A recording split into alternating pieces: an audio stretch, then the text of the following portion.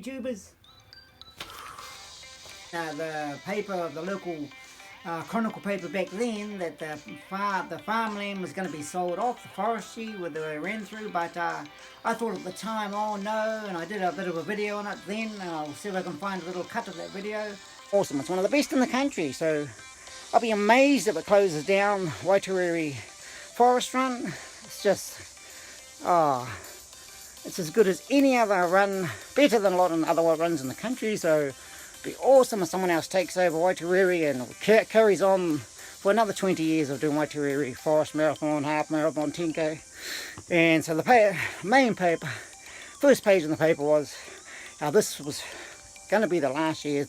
Sad to say, because of their last year during the at the time I thought, no way. It's, it's one of the best half marathon courses in the country. You can see a bit about it, look it up in the Chronicle paper or on their website. And the man running it, there he is. His name is Benji Bacenta. He's the man, entrepreneurial man running it. Awesome. It's a really good course.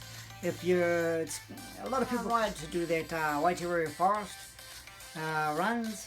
I did it for about 10 years. The first 5 years I started my 5Ks, one 5K every year, and that's how I got into into my half marathon. And so I'll just go over the training for the week. So back to the 9th, Monday, I went for a bike ride, 15K bike ride, and then on the Tuesday, I just went for 13K run, and then some hill sprints, 30-second hill sprints. Because the half marathon's coming up next week, I just was kind of a week off this week, but I mean a light cutback within, and then on the Wednesday went for another bike ride, and then on Thursday in the morning I went for a 5K warm-up run up the usual trig track. It was a warm-up for my first session this year of doing the intervals, and it went really good. So there's my intervals.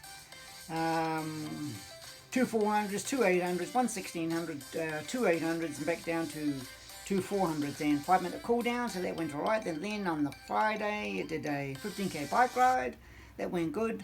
And today, just got back a while ago from the 30K run. I was actually going to do a park run today, but it's been raining all night, and plus I also had a little niggly pain in the calf muscle when I went for a walk late last night. And I thought, don't want to risk it to blow out the calf muscle, go hard out on a 5K park run, and then so close to the Manawatu half marathon. So the 30K run went good, and that sort of started out rough, but ended up doing probably one of my best times in the 30K long run. Yeah, and that brings us on to another thing I wanted to talk about, and the subject is as you get older, like 40s, mid-40s and up, better to do speed work intervals or not. Because I've seen videos of everybody says to get better at your half marathon times, 10Ks, especially 5Ks, you need to do the speed work intervals, some kind of speed work at intervals. And I'm not disagreeing with it, but I think it's definitely true if you can do some intervals. But I'm just saying, as you get older, up into the late 40s, then 50s, because I think you can still do PB times. I've done PBs right up to this year. Last year I did a PB in the 10K this year, and a PB in the marathon last year, virtual marathon. Tauranga Marathon, did a PB, 3 hours 17 there, so you can do PBs, but what's one thing worse than not doing intervals would be doing intervals and then being injured, because I think as you get older it's so easy to get injured by doing intervals, whether it's like 12 times 400s or ladder intervals or 1K repeats.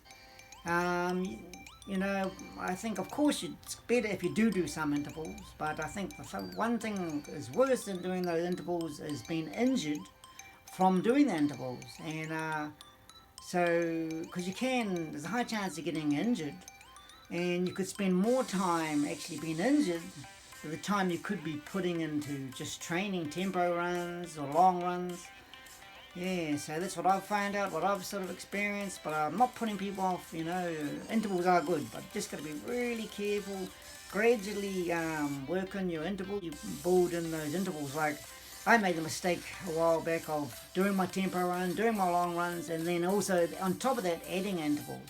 So but what you've got to do is if you do 2 tempo runs, 15k tempo runs a week, when you're going to add those intervals in, do one 15k tempo run, and then the next session do an interval. Don't do 2 tempo runs and then also an interval session on that, and on top of that another long run. So definitely just gradually add in. Even one is plenty.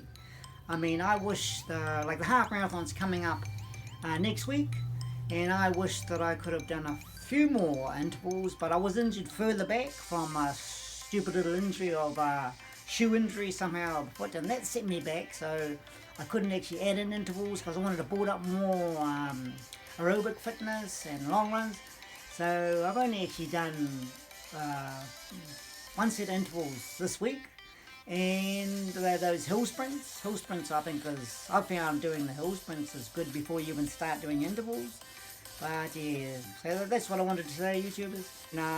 If you want to know another channel that has some really good interval sessions that you can learn from, and he's got a big knowledge, and that's Paul, the Devon Runner. He's got some amazing knowledge. His channel's there. He's just done an interview with Seth James Damore. So that's it. Waitarere's back. That's awesome news. Biggest sports event here in Horowhenua. So thanks, YouTubers. Look forward to your comments and how your running's going. And don't forget to subscribe.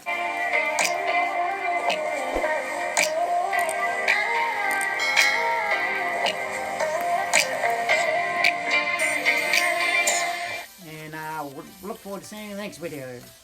Awesome. Waitarere's back. Waitarere, let's go.